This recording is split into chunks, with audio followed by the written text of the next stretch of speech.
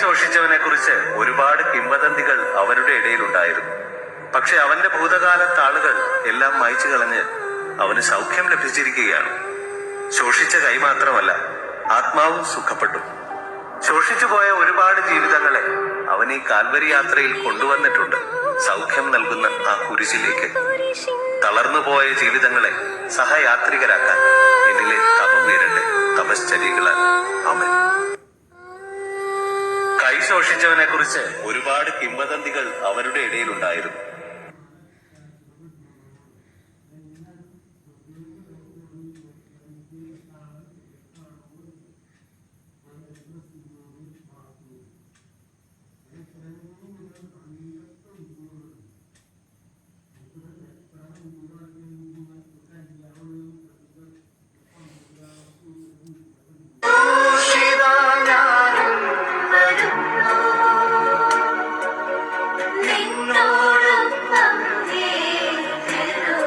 ഞാൻ നിനക്ക് വേണ്ടി എന്ത് ചെയ്യണമെന്നാണ് നീ ആഗ്രഹിക്കുന്നത്? അവന് കാഴ്ച മാത്രം മതിയായിരുന്നു. ഇന്നും ഈ കാൽവരി വഴിയിൽ ക്രിസ്തു അവനോട് ചോദിക്കുന്നുണ്ട്, ഞാൻ നിനക്ക് വേണ്ടി ഇനിയും എന്തു ചെയ്യണമെന്ന്.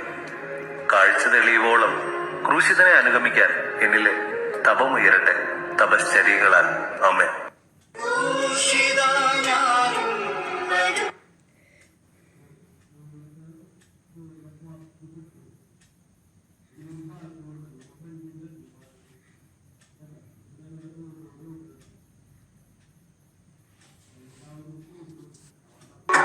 ആരാധ്യനായ ഗുരുവിന്റെ ആദരണീയരായ ശിഷ്യന്മാർ വഴിയാത്രക്കിടയിൽ നിലമറന്ന് പരസ്പരം തർക്കിക്കുന്നത് ആരാണ് തങ്ങളിൽ വലിയവൻ എന്നതിനെ കുറിച്ച്.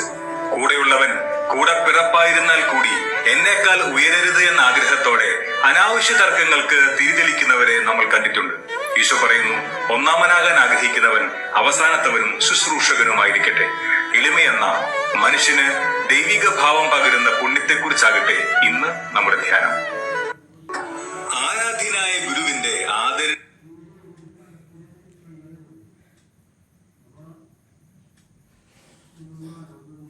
ഞാനും അവനും സമപ്രായക്കാരാണ്. നിർഭാഗ്യങ്ങൾ ഒരുപാട് അവന്റെ ജീവിതത്തിൽ ഉണ്ടായിട്ടും അവന്റെ മുഖത്തെ ശാന്തത എന്നെ ഒരുപാട് ആകർഷിച്ചിരുന്നു. ആ കുരിശ് അല്പനേരം ചുമന്നതിലൂടെ അവന്റെ നിർഭാഗ്യങ്ങളുടെ അധ്യായം എന്നേക്കുമായി അടഞ്ഞു. ക്രിസ്തുവിന്റെ കുരിശ് ചുമക്കാൻ ഭാഗ്യം ചെയ്തവനെന്ന് ഇനി ലോകാവസാനത്തോളം അവൻ അറിയപ്പെടും. നിർഭാഗ്യങ്ങളിൽ പതറാതെ ക്രിസ്തുവിന് വേണ്ടി കാത്തിരിക്കാൻ എന്നിൽ തപമുയരട്ടെ, തപശ്ചര്യകളാൽ. ഞാനും അവനും സമപ്രായക്കാരാണ്. നിർഭാഗ്യങ്ങൾ ഒരുപാട്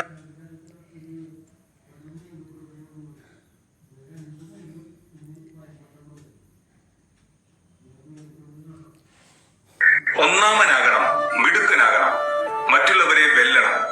കുട്ടിക്കുറുമ്പുകളുടെ കുഞ്ഞുകാലം മുതലേ നാം കേൾക്കുന്ന ചെവിട്ടോർമ്മയാണിത്.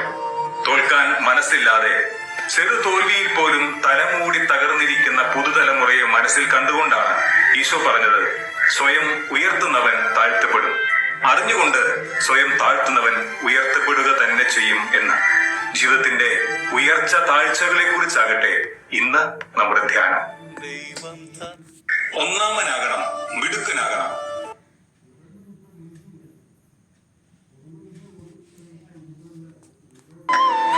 അറപ്പുരകൾ പൊളിച്ച് വലുതാക്കി നിറപ്പുരകൾ തീർത്ത ധനികന് വിശുദ്ധ ഗ്രന്ഥം നൽകുന്ന വിശേഷണം ഭോഷൻ എന്നാണ്.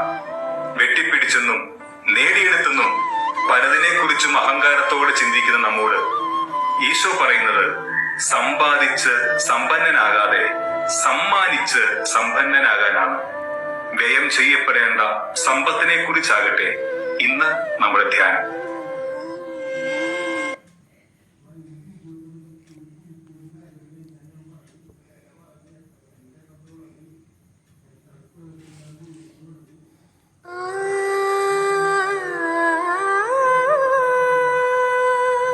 കുരിശോട് കൂടെയുള്ള ആ വീഴ്ചയിൽ കാൽവരി യാത്ര അവിടെ അവസാനിക്കുമെന്ന് ഞാൻ കരുതി. എങ്കിലും അവിടുന്ന് മുന്നോട്ട് നീങ്ങുകയാണ്.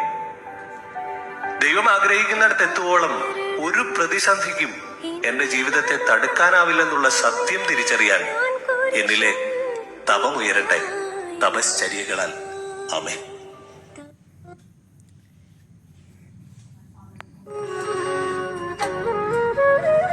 കുരിശൊന്ന് താങ്ങിക്കൊടുക്കാൻ പലതവണ ഞാൻ ആഗ്രഹിച്ചു.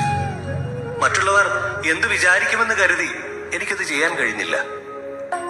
കുരിശെടുക്കുന്നവർക്ക് താങ്ങാകാൻ മറ്റുള്ളവരുടെ വിചാരങ്ങളെക്കാൾ എന്റെ മനസാക്ഷിയുടെ സ്വരം ശ്രവിക്കാൻ എന്നിലെ തപമുയരട്ടെ, തപശ്ചര്യകളാൽ. ആമേൻ.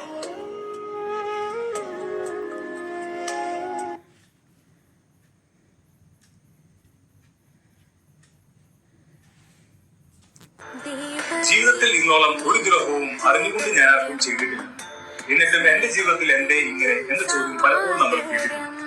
ചെയ്യാതിരുന്ന ദ്രോഹങ്ങൾക്കൊപ്പം തന്നെ ചെയ്യാതിരുന്ന നന്മകളും ദൈവസന്നിധിയിൽ ശ്രദ്ധിക്കപ്പെടുന്നുണ്ട് എന്നതിന്റെ തെളിവാണ് ലാസറിന്റെയും ധനവാന്റെയും അവരുടെ ജീവിതത്തിൽ ദൈവാനുഗ്രഹത്തിന്റെ വിരുന്നൂട്ടുകൾ ഒരുക്കാൻ ദൈവമൊരുക്കിയ അവസരങ്ങളെ ഉപയോഗിക്കാതിരുന്നിട്ടും അവസരം കിട്ടിയിട്ടും വിട്ടുകളഞ്ഞ നന്മകളെ കുറിച്ചാകട്ടെ ഇന്ന് നമ്മുടെ ജീവിതത്തിൽ ഇന്നോളം ഒരു ദ്രോഹവും അറിഞ്ഞുകൊണ്ട് ഞാൻ ആർക്കും ചെയ്തിട്ടില്ല.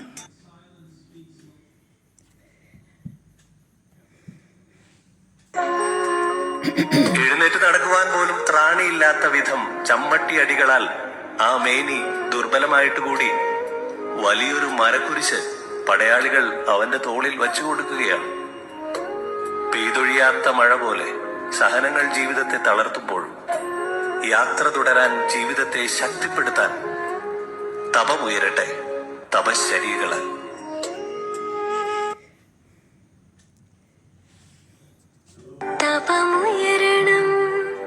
കുരിശിന്റെ വഴിയിൽ അവൻ ഒറ്റയ്ക്കല്ല. കണ്ണീരൊഴുക്കുന്നവരും കണ്ണിൽ ചോരയില്ലാത്തവരും അവനോടൊപ്പം യാത്രയിലുണ്ട്. കൂടെ നിൽക്കുന്നവരെയും കുറ്റപ്പെടുത്തുന്നവരെയും ഒക്കെ എന്റെ ജീവിതയാത്രയിൽ ചേർത്ത് നിർത്തി കാൽവരി എന്ന ലക്ഷ്യം ചേരാൻ എന്നിലെ തപമുയരട്ടെ, തപശ്ചര്യകളാൽ.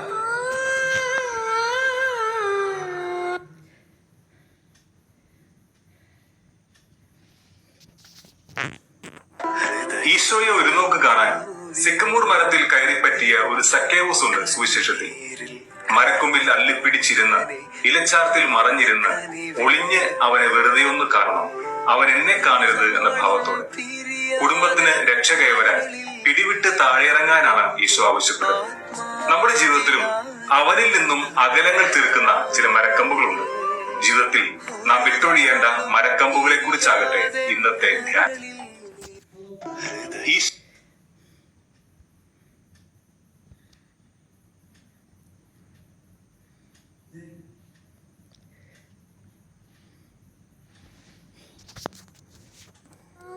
നിരപരാധിയെ തൂക്കിലേറ്റാൻ ഒരു കൊടും കുറ്റവാളിയെ വെറുതെ വിടുന്നു. ജനത്തിന്റെ ആക്രോശങ്ങളെക്കാൾ അവിടുത്തെ മൗനം എന്റെ കണ്ണുകളെ വല്ലാതെ അസ്വസ്ഥമാക്കിയിരുന്നു. നീതിക്ക് വേണ്ടി നിലവിളിക്കുന്ന ജനക്കൂട്ടത്തിൽ നിലയുറപ്പിക്കാൻ എന്നിലെ തപമുയരട്ടെ, തപശ്ചര്യകളാൽ.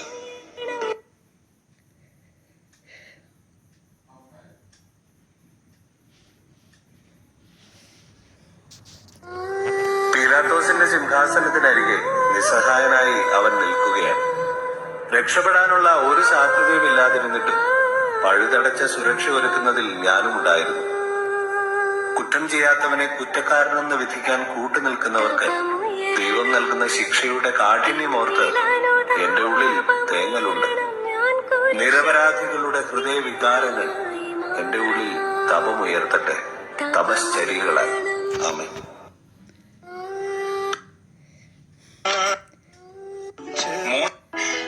പീലാത്തോസിന്റെ സിംഹാസനം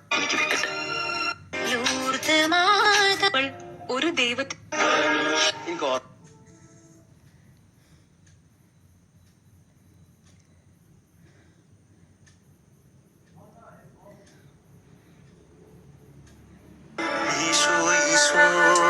എന്നകമേ നറു സ്നേഹമായി നിറയൂ, അരികിലായി പ്രിയമകൻ തിരുമാർവതിൽ ചേർക്കൂ. അറിയാതെ പോയകമേ നിന്നെ സ്നേഹസാഗരമേ, വഴിമാറിയൊഴുകിയൊരൻ മിഴികൾ ഈശോ ഈശോ.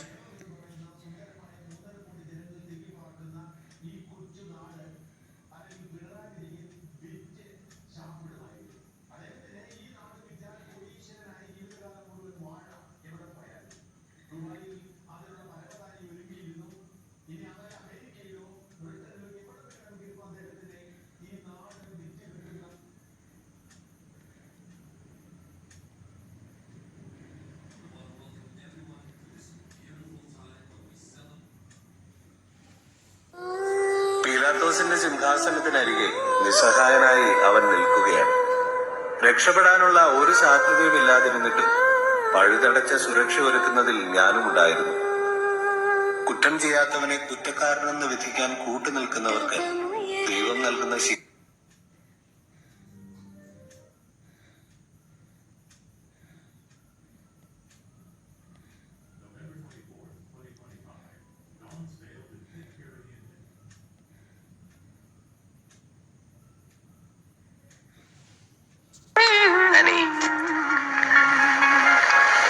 എനിക്ക് സന്തോഷമേ ഉള്ളൂ. എന്റെ മകൻ മിടുക്കനായി വളരും. നിന്നിലൂടെ ഞാൻ പുതിയത് പലതും പഠിക്കാൻ തുടങ്ങിയാണ്. വയ്ക്കുള്ളൂ. എല്ലാ അമ്മമാരും ആനിയെ പോലാണോ?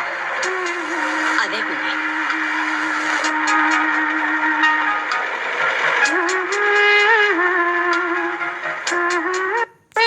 ആനി, എനിക്ക് സന്തോഷമേ ഉള്ളൂ.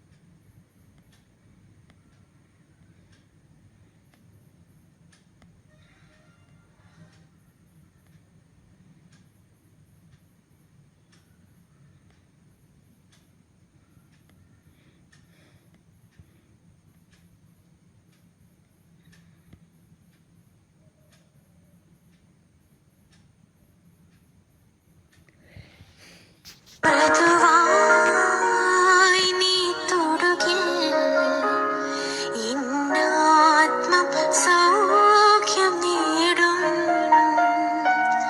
ഹൃദയം ഇനിയെന്നും നിൻ വാസഗേഹമാകും. മൃദുവായി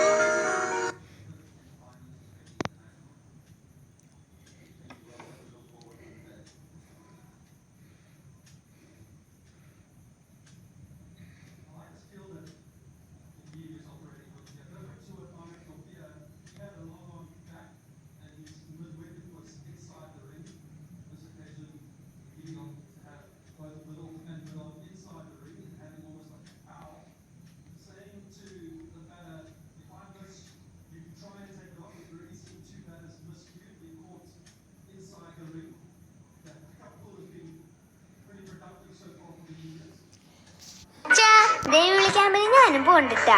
അയ്യോ, ഇതില് ക്രിസ്റ്റീനയ്ക്ക് പോവാൻ പറ്റില്ല. അതെന്താ?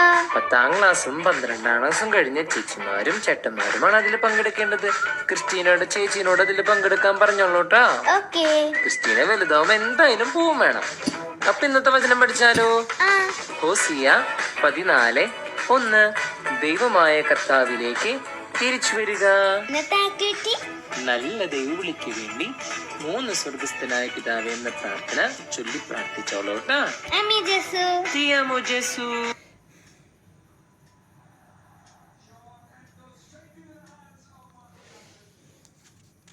അച്ഛാ, ഈശോ എത്രോട്ടം വീണിട്ടുണ്ട്? കുരിശിന്റെ വഴിയിലെ സ്ഥലമാണെങ്കിൽ 3, അല്ലെങ്കിൽ 14 സ്ഥലം പോരാണ്ട് വന്നേനെ. അതെന്താ അങ്ങനെ? കുരിശിന്റെ വഴി ഓർമ്മപ്പെടുത്തൽ മാത്രമാണ്, പ്രാർത്ഥിക്കാൻ നമ്മെ സഹായിക്കുന്ന ഓർമ്മപ്പെടുത്തലുകൾ. ഇന്നത്തെ വചനം ഞാൻ പറയാം. പ്രഭാഷകൻ 1:16. കർത്താവിനോടുള്ള ഭക്തി ജ്ഞാനത്തിന്റെ പൂർണ്ണതയാണ്.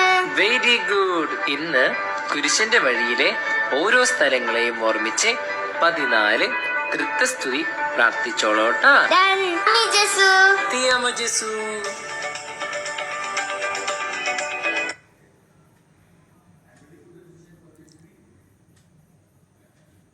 അച്ഛാ, ദൈവം വിളിക്കാൻ വേണ്ടി ഞാനും പോണ്ടിട്ടാ. അയ്യോ, ഇതിൽ